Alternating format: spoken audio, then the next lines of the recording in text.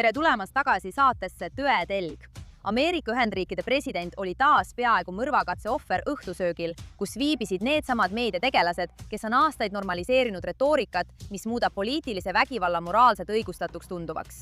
Ja nüüd tahavad needsamad inimesed, kes aitasid selle vihkamise poliitiliseks kaubamärgiks muuta, teeseda üllatust, et keegi lõpuks neid uskuma jäi. Sukeldume teemasse.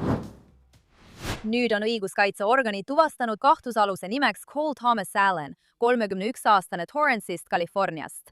CBS teatas, et ta registreerus hotelli päev enne õhtusööki, sõitis rongiga Los Angelesest Chicagosse ja sealt edasi Washingtoni ning teda nähti valvekaamera salvestisel tormamas läbi turvakontrolli pallisaali ees. Nüüd leidsid uurijad mobiiltelefoni ja muud elektroonikat ning taotlesid läbiotsimislube ning vaatasid üle hotellist leitud kirjutisi, et selgitada välja motiivi. Kuid juba on teada, et Allen saatis osa oma kirjutistest enne rünnakut pereliikmetele ning üks pereliige teavitas isegi murest politseid. Ta saatis oma perele umbes 10 minutit enne rünnakut 1052-sõnalise manifesti, allkirjastades selle kui cold, jõuline, sõbralik föderaalne palgamõrvar Allen. Ja selles kirjas kirjeldas ta oma sihtmärke kui Trumpi administratsiooni ametnikke. Nüüd ütles peaprokurör Todd Blanche, et esialgsete järelduste kohaselt näis kahtlusalune sihtivad Trumpi administratsiooni liikmeid, sealhulgas Trumpi ennast. Ja tõepoolest, seda me nägimegi manifestis. Allen on tegelikult endine Caltechi tudeng, kes sai hiljem magistrikraadi arvutiteaduses Cal State Dominguez Hillsist ning töötas korduvalt Torrance'is asuvas juhendamisteenust pakkuvas firmas C2 Education. Ta oli Trumpist lausa kinnisideks haaratud ja annetas isegi väikese summa Kamala Harrise kampaaniale 2024 aasta oktoobris. Ja tema sotsiaalmeedia oli samuti täis Trumpi ja Kristuse vastast retoorikat. Olgem siis väga selged, millega siin tegu oli. See polnud mingi juhuslik turvaintsident ega hetkeline Ameerika poliitiline kaos. See oli poliitilise atentaadi katse. Ja esialgsed tõendid viitavad kahtlusalusele, kes oli omaks võtnud täpselt selle moraalse maailmapildi, mida tänapäeva vasakpoolsed on aastaid müünud. Vaadake ise. Teate, tänavatel peab valitsema rahutus nii kaua, kuni meie eludes on rahutus. Riigi vaenlased.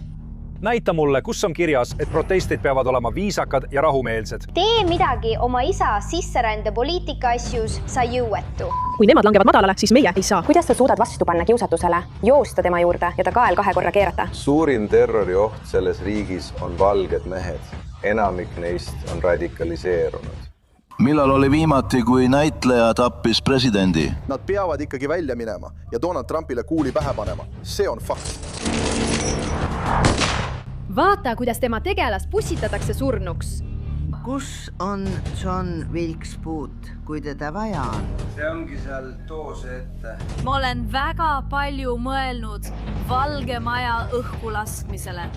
Missouri Osaarigi senator on salateenistuse uurimise all pärast seda, kui ta ütles, et loodab, et president Trump mõrvatakse. Ma lähen ja löö Trumpi täna õhtul maha. Ja kui sa näed kedagi selles kabinetist, restoranis, kaubamajas või bensiinijaamas, siis mine ligi ja kogu rahvas kokku.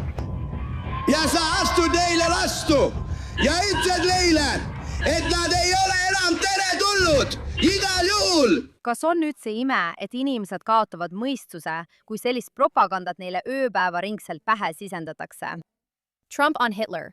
Vabariiklased on fašistid, kristlased on rõhujad, Ameerika on kuri, Iisrael on genotsiidiline, lääs on probleem.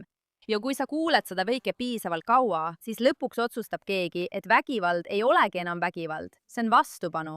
Täpselt seda on Vaba Palestiina surmakultus propageerinud juba üle 2 aasta. Ja siin muutub lugu veelgi süngeks, sest mees, kes ilmus Washingtoni Hiltonisse, on vaid osa loost. Ülejäänud osa loost on masinavärk, mis õpetas temasuguseid inimesi niimoodi mõtlema, poliitilist vägivalda normaalseks pidama. Ja kuigi oleme seda näinud parempoolsete seas, kui nad on omaks võtnud sellised jälgid natsid nagu Nick Fuentes, siis see tõuseb ka vasakpoolsete seas, kes normaliseerivad äkitselt üht kõige jälgimat juudivihkajat avalikus ruumis. Ja siin tulebki mängu Hassan Piker.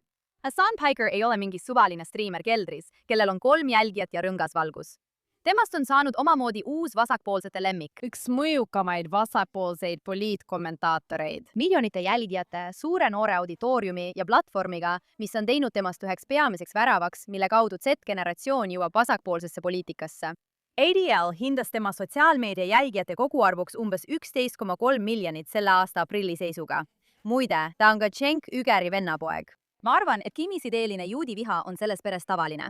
Aga kui me vaatame tema tohutut vasakpoolset platvormi ja seda, milleks seda on kasutatud, siis on väga selge, et see ei ole lihtsalt tavaline sotsialistlik poosetamine mehelt, kes sai rikkaks, müües revolutsiooni lastele Twitchis. Ta on aktiivselt kasutanud oma platvormi selleks, et muuta poliitiline vägivald normaalseks, naljakaks, õigustatuks või isegi vajalikuks, kui see on suunatud tema arvates õigete inimeste vastu. Vaata ise. Minu arusaamist mööda on sealsete kinnisvaraomanike valik lihtsalt üldse mitte välja üürida. Tapa nad ära. Tapa need ja mõrva need värdjad tänaval. Las tänavad uputavad nende neetud punases kapitalistlikus veres, mees. Seda söödetakse miljonitele noortele vasakpoolsete uute lemmikute, internetiradikaalide poolt. Ja siin ta õigustab United Healthcare'i tegevjuhi Brian Thompsoni tapmist, keda ta pidas sotsiaalse mõrva eest süüdi olevaks. Vaata järgi. Engels kirjutas sotsiaalse mõrva kontseptsioonist. Ja Brian Thompson, olles United Healthcare'i tegevjuht, tegeles tohutu hulga sotsiaalse mõrvaga. Süstemaatilised vägivallavormid, vaesuse struktuurne vägivald, selle riigi kasumile orienteeritud ja tasuline tervishoiusüsteem. Ja selle tavajärjed on tohutud valud, tohutu vägivald ja tohutult palju surmajuhtumeid. Ja see oli minu jaoks põnev lugu, sest Mary on kuritegude ja karistuste suhtes väga drakooniline. Nad on selles küsimuses väga mustvalged. Ja siiski, kuna eratervishoiusüsteem oli tavalisele ameeriklasele nii palju valu põhjustanud, nägin ma, kuidas paljud inimesed mõistsid kohe, miks see surm aset leidis. See mees on täielik idioot. Ma ei suuda, mul on isegi valus teda kuulata. Ta ei ole mitte ainult täielik idioot igasuguse majanduspoliitika osas, vaid ka tema vainsed akrobaatikad, et õigustada neid kohutavaid kuritegusid süütute inimeste vastu. Ja isegi tema õigustused ise. Selles kepis räägib ta, kuidas Ameerika on karistustest drakooniline. Kas sa räägid tõsiselt? Sa oled türklane, mees. Vaata, mida Türgi teeb. Vaata, mida teeb ükskõik milline islamiriik, keda sa nii väga armastad ja kelle ees sa nii palju seisad. Vaata, kuidas nemad täituvad kuritegude ja karistustega. See silmakirjalikkus on hämmastav, aga usu või mitte, asi läheb tegelikult veel hullemaks. Ärme unusta, et Hassan Piker kutsus sõna otseses mõttes üles president Trumpi mõrvama. Ja sa kirjutasid sellest tegelikult ise. Ja on olemas suurepärane video, kus sa rääkisid, et tead, keegi peab selle ära tegema. Näed, kui mina seda ütlen, siis kõik saavad täpselt aru, mida ma mõtlen. Mis näitab minu arvates seda, et on palju viha, palju pahameelt ja kasutamata potentsiaali. Tegelikult kasutamata revolutsioonilist potentsiaali. Ja minu arvates on see suurepärane võimalus organiseerumiseks. Revolutsiooniline potentsiaal. Ta teeb väga selgeks, mida täpselt ta kutsub üles tegema. Ja me nägime seda pärast 7. oktoobrit, kui ta toetas Hamasi ja õigustas täpselt seda, mida Hamas 7. oktoobril tegi. Ja ta kinnitas seda hiljuti veel kord, vaieldes Cambridge'i ülikooli tudengiga ning püüdes õigustada Hamasi vägistamisi ja kuritarvitusi 7. oktoobril kui õiguspärast tegevust. Vaadake ise. Ma arvan, et on oluline mõista ajaloolist konteksti, milles vägivaldne vastupanu on. Kontekst sadade teismeliste tapmisele. Kas see on... Ma arvan, et on oluline mõista konteksti, milles vägivaldne vastupanu on kujunenud. Olgu selleks siis Hamas või mõni muu sõjaline liikumine. Need ei ole mingid barbaarsed koletised. Need olid kohutavad julmused, mida nad tegid, eks? Aga see ei tulene mingist vananenud antisemiitlikust kalduvusest või sellest, et nad tahtsid minna ja toime panna massilisi vägistamisi. Kas sa arvad, et nad normaliseeriksid sellised vägivallateod, arvestades, et nad tapsid tsiviilisikuid? Ei, see on ebatõenäoline. Jah, neid ei motiveeri üldse antisemitis. Nad lihtsalt loevad Mein Kampfi araabia keeles, skandeerivad juutide tapmisest ja tahavad hävitada ainsa juudi riigi maailmas. Muidugi. Okei, sellest pole midagi antisemiitliku Hassan. Mees, kellel on miljoneid noori jälgijaid, vaatab seda iisraelaste massimõrva 7. oktoobril, vaatab tunnistusi ja raporteid seksuaalvägivallast, vaatab suurimat juutide tapatalgu pärast holokausti. Ja tema moraalne järeldus on, et see ei muuda tema jaoks midagi. Muidugi ei muuda. Sest selles islamistlikus ülemvõimu ideoloogias, mida Hassan Piker järgib ja propageerib, ei ole juudid inimesed. Iisraellased ei ole ohvrid, ameeriklased ei ole süütud, kristlased pole kindlasti võrdsed. Nad kõik on rõhumise sümbolid. Ja kui sa muudavad inimesed nende rõhumise sümboliteks, siis saab neid dehumaniseerida ja õigustada peaaegu kõike, mida nende vastu tehakse. Ja just sellepärast on Hassani dehumaniseerimine nii ohtlik. Pärast kõike seda võiks arvata, et ta oleks persona non grata, kuid vasakpoolne meedia ja isegi juhtivad akadeemilised institutsioonid ülistavad teda. Me näeme poliitilise kultuuri peavoolustumist, kus vägivalda nende inimeste vastu, kelle ideedega sa ei nõustu, õigustatakse. See on kolmanda maailma ideede teadlik peavoolustamine, mida õhutavad propaganda ja õõnestustegevus islamistlikust ja äärmusvasakpoolsest liikumisest. Selle asemel, et meedia käsitleks Hassan Pikerit kui ohtlikku äärmuslast, koheldakse teda kui kultuurifenomeni. Isegi New York Times tegi temast loo osana uuest vasakpoolsest meediauniversumist ning laiem ajakirjandus on aastaid kujutanud teda kui silda noorte valijateni. Selle asemel, et küsida, miks see sild näib pidevalt viivat otse Ameerika vastasuseni, antisemitismi ja isegi poliitilise vägivallani. Viimastel kuudel on ta pidanud loenguid Yale'is, Michigani ülikoolis ja Stanfordis. Ja just seda jama nad järgmisele juhtide põlvkonnale ette söödataksegi. Moraalne süsteem, mis on muutunud nii mädanenuks, et ei suuda enam vahet teha ohvritel ja terroristidel, demokraatial ja türannial, vaba ühiskonna ning islamistliku surmakultuse vahel, mis püüab neid hävitada.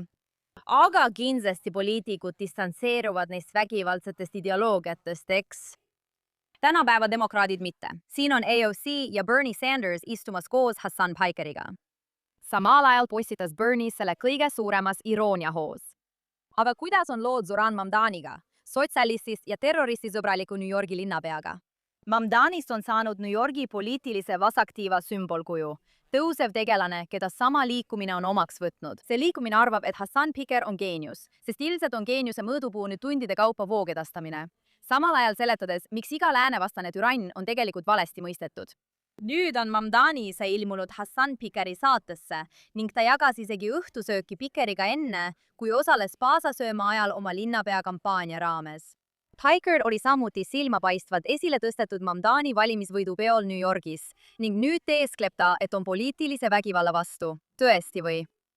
Mamdani oli üks Students for Justice in Palestine'i haruasutajatest oma kolledžis, samas poliitilises ökosüsteemis, mis on muutnud globaliseerige intifada ülikooli linnaku loosungiks. Ja Mamdani on korduvalt keeldunud seda väljendit hukka mõistmast mitmetes intervjuudes, isegi kui juudid on juhtinud tähelepanu sellele, et intifadad olid vägivallalained, mis hõlmasid enesetapurünnakuid ja terroriakte, milles hukkus üle 1000 iisraellase. Kuigi Mamdani teeskleb nüüd poliitilise vägivalla hukkamõistmist, tuli ta liikumisest, mis on aastaid romantiseerinud intifadat, hirmutanud Ameerika juudi üliõpilasi, õigustanud Hamasi ja muutnud Iisraeli vastase vihkamise vasakpoolse usaldusväärsuse eelduseks. Me nägime täpselt, kuhu selline retoorika Columbia ülikoolis viis. Iisraeli vastased aktivistid hõivasid Hamiltoni saali ülikooli linnaku laagrite ajal. Näed barrikadeerisid end sisse ning ülikooli ametnikud ütlesid, et töötajaid hoiti ülevõtmise ajal nende tahte vastaselt kinni. Ja milline oli suure osa vasakpoolsete reaktsioon, inimesed nagu Mamdani või isegi Hassan Piker. Mitte õudus, häbi ega isegi elementaarne täiskasvanulik arusaam, et hoonete ülevõtmine ja töötajate lõksu ajamine ei ole tegelikult mingi kodanikuõiguste liikumine. Ei, inimesed nagu Piker nimetasid seda vastupanuks. Sest kui totalitaarne vasakpoolsus otsustab, et mingi eesmärk on püha, kuulutatakse kõik selle nimel tehtud teod õigluseks. Täpselt sama moraalne loogika, mis õigustab 7. oktoobrit ja ilustab Hamasi. See ei ole viis, kuidas tsiviliseeritud ühiskond lahendab poliitilisi või sotsiaalseid probleeme. Ja siin lasub osaline vastutus ka meedial. Mitte sellepärast, et üks artikkel oleks kedagi millekski sundinud, vaid seetõttu, et nende haiglase vihkamise tõttu president Trumpi vastu on meedia aidanud üles ehitada terve kultuuri, mis normaliseerib äärmuslust. Nad on andnud radikaalidele platvormi ja pehmendanud loosungeid. Kõik selleks, et islamiste puhtaks pesta ja teisi fanaatikuid, kes vihkavad Ameerikat ja läänt. Ameerika maailmastel ei ole vaja Ühendriike sõjaliselt võita, kui nad suudavad veenda ameeriklasi vihkama omaenda riiki, vihkama omaenda ajalugu, vihkama omaenda naabreid ja pidama omaenda vabadusi rõhumiseks. Ja see ongi kampaania, mille eesmärk on demoniseerida Ameerikat ja demoraliseerida avalikkust, panna põhivabadused paistma fašismina ja kujutada islamistlikku vägivalda mingisuguse vabastamisena. Kahjuks on nii Ameerika vasak- kui parempoolsed saanud selle jaoks täiuslikeks tööriistadeks. Nii et ei, see atentaadikatse ei tulnud tühja koha pealt. See tuli poliitilises kultuuris, mis on aastaid karjunud, et Trump on diktaator, Ameerika on kuri, Iisrael on genotsiidiline, Hamasi tegevus on vastupanu ja intifada on õiglus ning vägivald on halb ainult siis, kui seda teeb vale pool. Ja nüüd, pärast seda, kui relvastatud mees üritas mõrvata Ameerika Ühendriikide presidenti ja tema administratsiooni, peame kõik teesklema, et see probleem on üllatav. See ei ole üllatav. See on ideoloogiline ja seda turustatakse iga päev noortele, just nende inimeste poolt, kes on esimesed, kes vastutust eita, kui järgmine rünnak toimub. Järgmisena on Ameerika Ühendriigid valmis pidama sel nädalal Islamabadis kõnelusi Iraani Islamivabariigi režiimiga. Välisdelegatsioonid on juba positsioonidele liikumas. Ja hetkeks tundus, et Islamivabariigi režiim valmistub läbirääkimisteks, vähemalt mingil moel. Kuid pole üllatav, et kogu asi kukkus läbi juba enne, kui see üldse alata sai. Ja mis meile järele jäi, ei ole mitte ebaõnnestunud diplomaatiline voor, vaid midagi palju paljastavamat selle kohta, kes tegelikult praegu ohja hoiab. Ja need ei ole iraanlased, kes pidid läbirääkimistele tulema. Nädalavahetusel tühistas president Trump USA delegatsiooni visiidi Pakistani, kuhu pidid kuuluma ka olulised isikud nagu Steve Witkoff ja Jared Kushner. Ja ta ütles väga seirelt, et kui režiim soovib rääkida, võivad nad helistada, mis on viisakam viis öelda, et tegelikult ei olnudki kunagi tõsiselt võetavat läbirääkimisvõimalust laual. Täpselt samal ajal liikus Iraani välisminister Abbas Araghchi Islamabadi ja Muscati vahet, pidades kohtumisi piirkondlike osapooltega, kuigi Iraani ametnikud kinnitasid avalikult, et otseseid kõnelusi Ameerika Ühendriikidega pole isegi kavandatud. Samal ajal astus Gali Baf, kes oli varem läbirääkimistel osalenud, väidetavalt IRGC surve tõttu läbirääkimismeeskonnast täielikult tagasi. Nüüd ei ole küsimus enam selles, kas kokkulepe tuleb või kes järele annab, vaid pigem selles, kes üldse Iraani poolel oleks võimeline sellist kokkulepet sõlmima. Ja vastus on see, et ei ole olemas selget toimivat otsustustasandit, kes suudaks läbi rääkida, kohustuda ja kindlasti ka kokkulepet täita. Ja just sellepärast näibki kõik, mida te praegu näete, olevat lihtsalt liikumine ilma igasuguse tulemuseta. Alustame kõige põhilisemast faktist, nimelt sellest, et süsteem on keset juhtimiskriisi, mida ta ei saa avalikult tunnistada.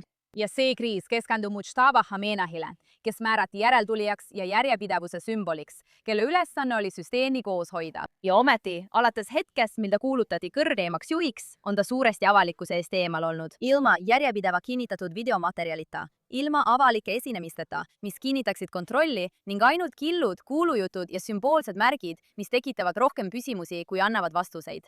Kõige kummalisem neist märkidest tuli sel nädalal Mashhadist, kus ilmus seinamaaling, mis austas Iisraeli ja USA poolt tapetud režiimi juhte ning millel näis olevat ka Mujtaba Khamenei kujutatud hukkunute seas. See on selline detail, mida ei tohiks olla, kui režiim on kindel, kes on elus, kes juhib ja kes tegelikult käske annab. Vaadake ise. Jah, see on nii.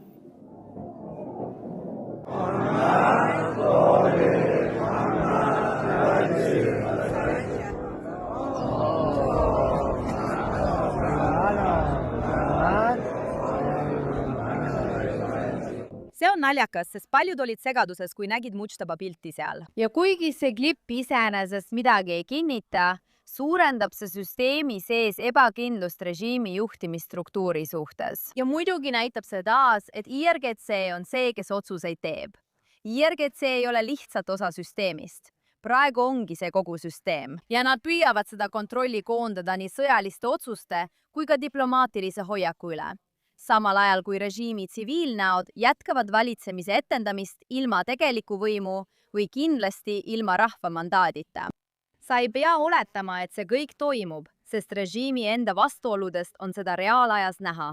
Sealhulgas Iraani presidendi Masoud Pezeshkiani avaldused, kes kuulutas märtsi alguses avalikult, et režiim ei tulista enam rakette naaberriikide pihta ja et rünnakuid ei toimu, kui Iraani pole esmalt otseselt rünnatud. Ta isegi vabandas piirkonna riikide ees varasemate rünnakute pärast. Ja siis, peaaegu kohe pärast seda, jätkasid Iraani raketid ja droonid rünnakuid kogu piirkonnas, kusjuures teatati lendavatest või õhuruumi tunginud rakettidest. Sellistes kohtades nagu Katar, Araabia Ühendemiraadid, Bahrein ja teised Pärsia lahe riigid, samuti piirkondlikud ametkonnad, kes süüdistasid Teherani pingete tõstmises, sai väga selgeks, et presidendi sõnad ei vasta riigi tegudele.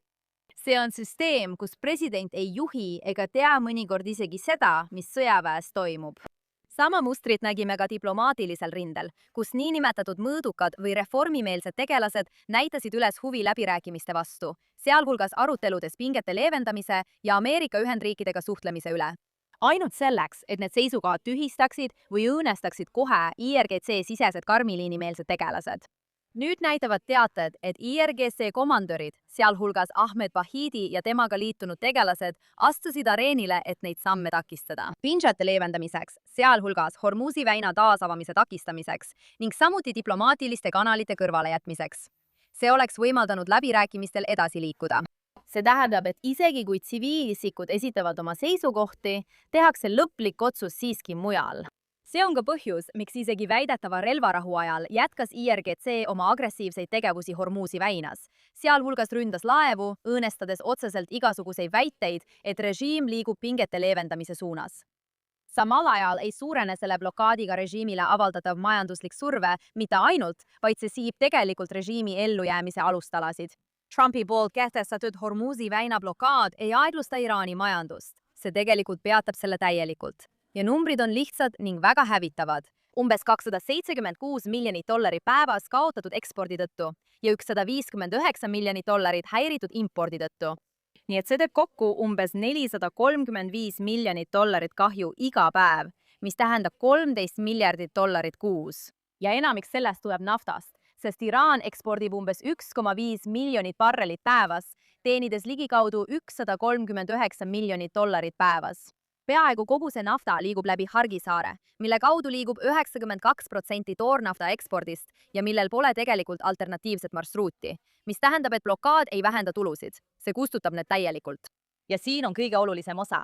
Iraanil on vaid umbes 13 päeva jagu ladustamisvõimalusi, enne kui nad on sunnitud naftakaevud sulgema. Ja kui see juhtub, on kahju püsiv.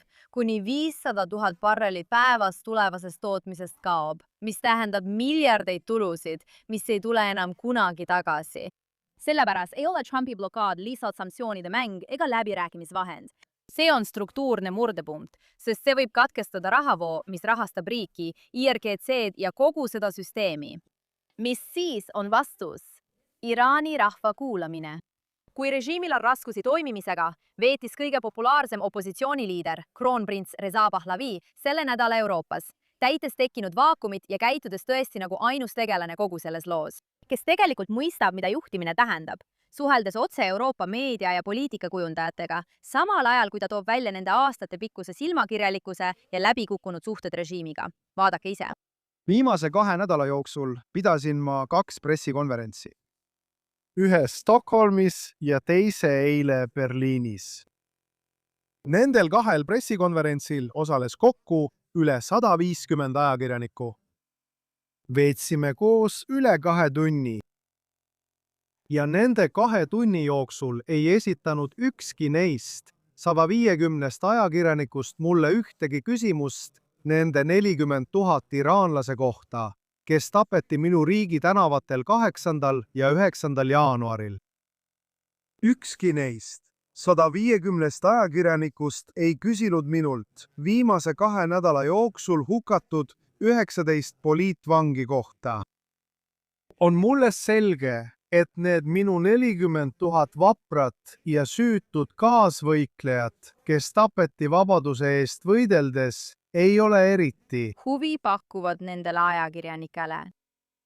Nad näivad rohkem huvituvat Ameerika kritiseerimisest, küsides, miks Ameerika Ühendriigid ja Iisrael tapsid diktaatori, kes tappis meie rahvast 47 aastat, selle asemel, et kritiseerida režiimi. See on kahetsusväärne. Nii et teadke seda. Olenemata sellest, kas Euroopa seisab meiega või mitte, kas teie ajakirjanikud teevad oma tööd või mitte, kas teie poliitikud näitavad üles julgust tegutseda või mitte, mina võitlen oma rahva ja oma riigi eest. Isegi kui peame seda üksi tegema, võitleme seni, kuni Iraan on vaba. See ükskõiksus, mida ta Euroopa kohta kirjeldas, olgu see siis meie, iisraelaste suhtes, mida me teame liigagi hästi, või Iraani rahva suhtes, ei saakski olla ilmselgem. Ja on aeg inimestel lõpetada teesklemine, et Iraanis on mingi tõeline alternatiiv, sest tegelikkuses seda ei ole. Iraanis ei ole kedagi, keda rahvas aktsepteeriks, mitte reformisti ja kindlasti mitte ka kõva liini esindajat.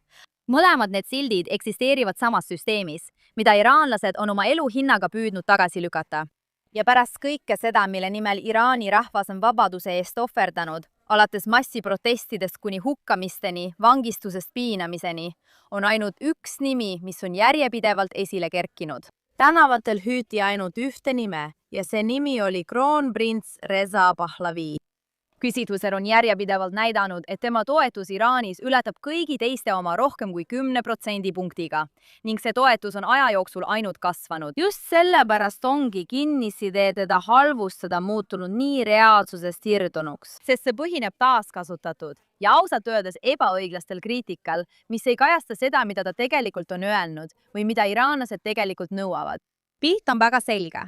Sul on režiim, mis ei suuda kindlaks teha, kes on tema juht, president, kes ütleb üht ja sõjavägi, mis teeb teist. Sul on läbirääkijad, kes ei suuda läbi rääkida ja sul on Iraani revolutsiooniline kaardivägi, kes aktiivselt koondab võimu igal tasandil.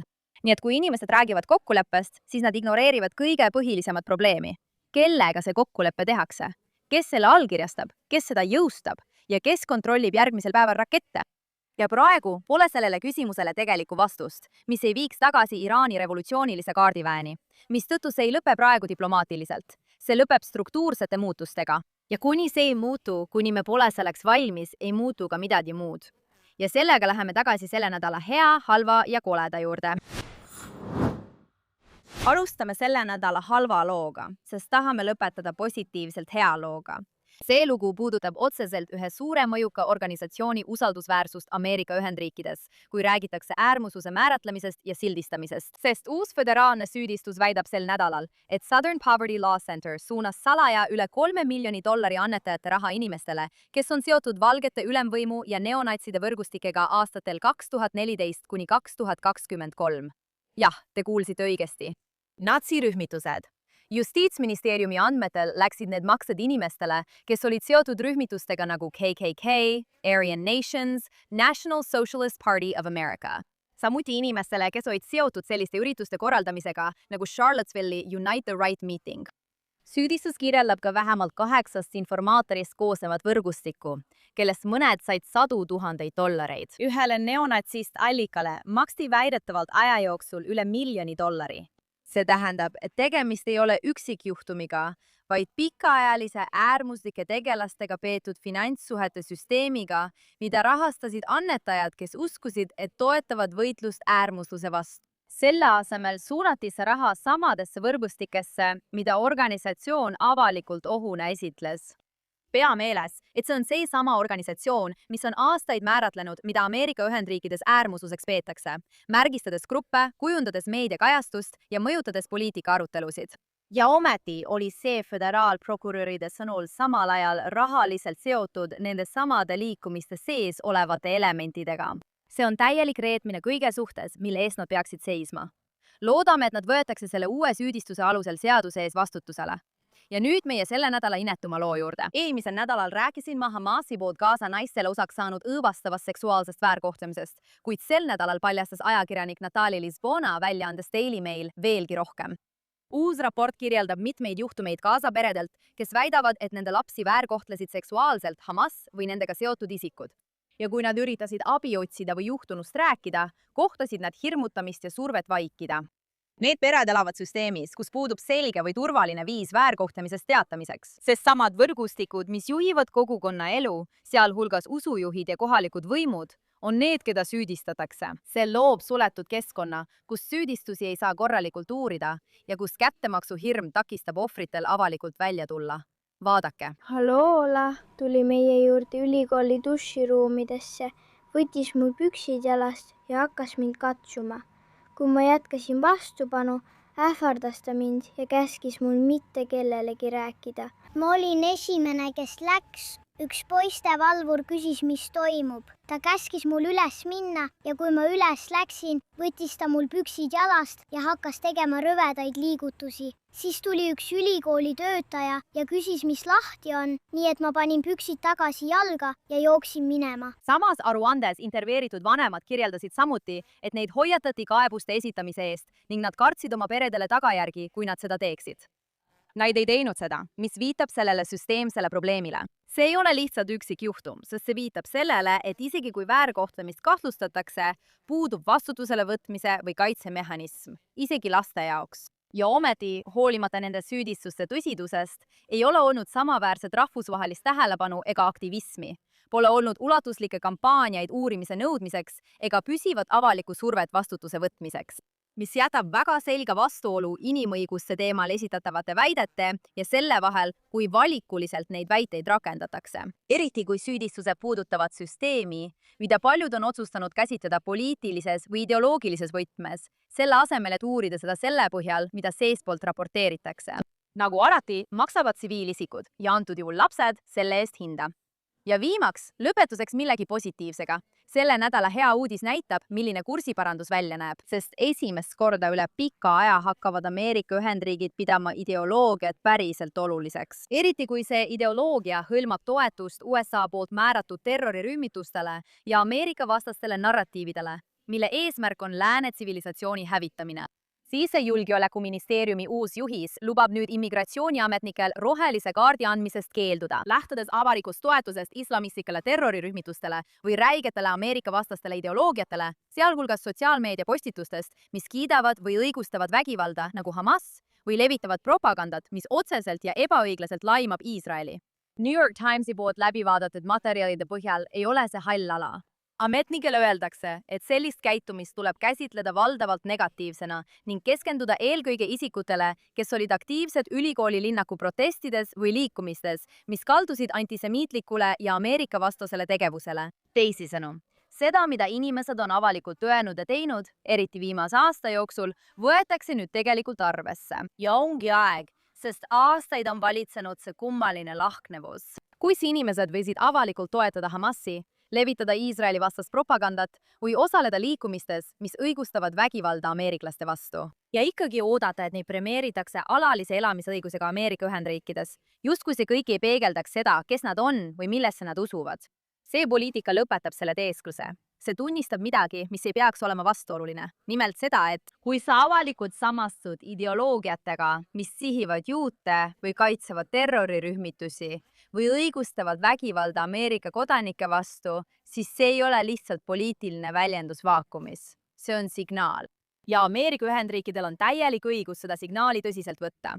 See ei ole mõtete kontrollimine. See on piiride tõmbamine sõnavabaduse ja aktiivse samastumise vahel liikumistega, mis ülistavad või võimaldavad vägivalda ning väga selge ütlemine, et sellel on tagajärjed, kui sa soovid Ameerika Ühendriikides alaliselt elada. Ja laiemalt saadab see sõnumi, et päevad, mil neid Ameerika vastaseid ähvardusi ja aktivismi sildi all varjatud retoorikat eirati, on läbi. See, mida sa ütled ja mida sa toetad, peaks ja loodetavasti nüüd ka tõesti omab tagajärgi. Ja sellega tõmbame sellele nädalale joone alla, aga loomulikult oleme tagasi juba järgmisel nädalal uute lugudega sellest, mis piirkonnas tegelikult toimub, kuidas sõda islamirežiimi vastu areneb ja palju muud. Kui sul on mõni lugu, mida arvad, et peaksime kajastama, siis võid mulle julgelt sotsiaalmeedias kirjutada Emily K. Schrader või Instagramis Emily in Tel Aviv. Muidu kohtume juba järgmisel nädalal siin saates Access of Truth JNS-is.